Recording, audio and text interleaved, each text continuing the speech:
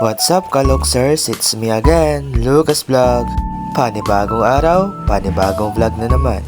So ayun nga guys, pagpasensyahan nyo na at ngayon lang ulit ako mag-upload ng video kasi naging busy ako sa school. Maraming mga nangyari at marami ding mga ginawa. Marami ding tao nagtatanong sa akin na ba't daw din ako nag-upload ng video. Sabi ko naman is naging busy lang. So eto na nga guys, babalik na tayo ulit sa pag-vlog.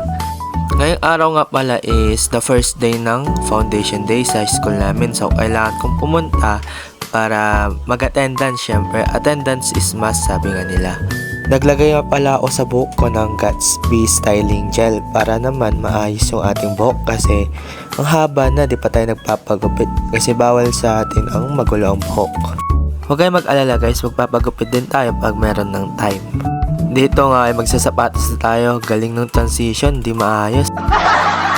Dito nga ay nilalak ko na yung rehas ng bahay para safe. Ikakwento ko lang kung ano-ano ba yung mga nangyari sa akin, ba't di na ako nakakapag-vlog.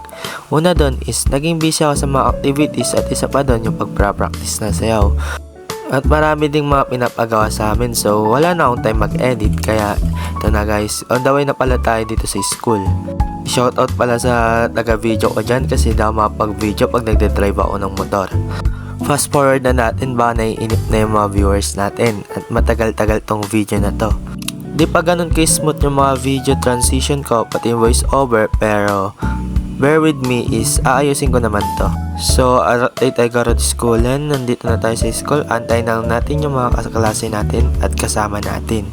Dito nga isa pa lang nakaklase ko ang nakarating, so hintayin pa natin yung iba. Kaya pala di natin makita yung iba nating kaklase, nasa kabilang room pala sila, handa na pala sila nag-aantay. Dito nga ay nagutom kami, so pumunta muna kami ng kantin para bumili ng makakain kasi hindi pa kami nag-uumagahan. Dito nga pala kami nag-aaral sa Malik Plains Colleges Incorporated.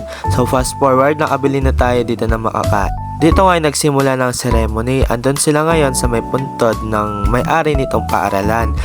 At habang kami naman ay andito sa taas ng stage at pinapanood yung mga ROTC na nagmamarcha.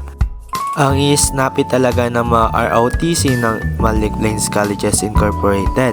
After ng mass at ceremony is tumambay muna kami dito sa may triad. So malapit na ang Valentine's kaya marami na din nagtitinda ng mga bulaklak dito. So ako nabudol ako, napabili ako ng isa. At syempre may pagbibigyan din tayo. Sa may mga jowa dyan, bilhan nyo na ng bulaklak mga jowa nyo. At sa mga single, di pa naman huli ang lahat.